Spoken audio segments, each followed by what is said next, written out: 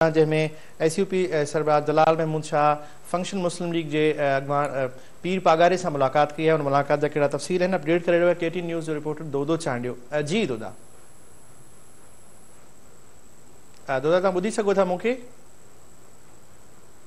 जी नाज़रीन, दोदे सां असांजो राब्तो बहाल न थी सघियो आहे। मूंखे ॿुधायूं पिया त सिंध यूनाइटेड पार्टी जे सरबराह फंक्शनल मुस्लिम लीग के रूहानी पेशवा पीर पागारे से मुलाकात की है। 13 सेप्टेम्बर जो हड़ताल है कौम परस्तन जो उन हवाले से बिन मुख्तलिफ मामलन ते ॻाल्हि ॿोल थी है।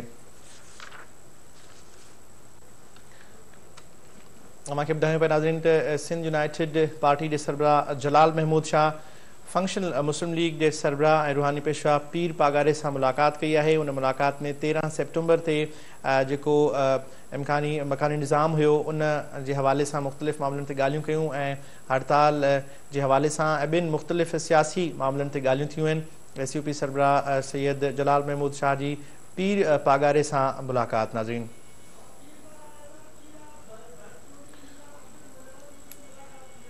उनके अलावा ताज़ी सूरत हाल से असी राब्तो किया एक भेरो भी है। दोदे चांडे से राब्तो बहाल थी वियो आहे। SUP सरबराह Jalal Mahmud Shah Pir of भरचुंडी जी पीर पागारे से मुलाकात जा कहिड़ा तफ़सील मिली सघिया मूंखे?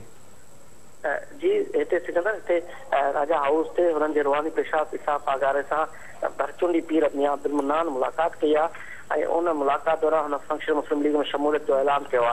जैसा हिन वक्त जलाल महमूद शाह की अगवानी में जो सिंध बचाओ कमेटी के अगवान के वफ़द से राजा हाउस से पहुतो है। उनकी मुलाकात हिन वक्त हुननि रूहानी पेशवा पिसा पागारे से जारी है। हिन मुलाकात से अॻु में इम्तियाज़ शेख जो फंक्शन मुस्लिम लीग जो सेक्रेटरी जनरल है केंद्रीय हाउस के राजा हाउस के बिहाफ से उन मीडिया से ॻाल्हि ॿोल कई आहे। उन ॼाणायो त खोड़ हुन दावा जेका कई खोड़ पाकिस्तान पिछवाड़े खोड़ वज़ीर MNA NTA पिसा पागारे से राब्ते में आहिनि। मकानी दारनि वारे नए निज़ाम से पिसा पागारे जो मौक़िफ़ इख्तियार किया उनमें हुन सां जेको आहे उहो उन सां पिसा पागारे मौक़िफ़ जी हुन साराह कई आहे। 13 तारीख़ ते जेको हड़ताल है एहतजाज आहे उनमें न रुगो कौम परस्त फंक्शन मुस्लिम लीग ऐं उनजो साथ जमायतूं पर ख़ुदि पिछवाड़ी खोड़ वज़ीर MNA जेके आहिनि उहे हिसो वठंदा।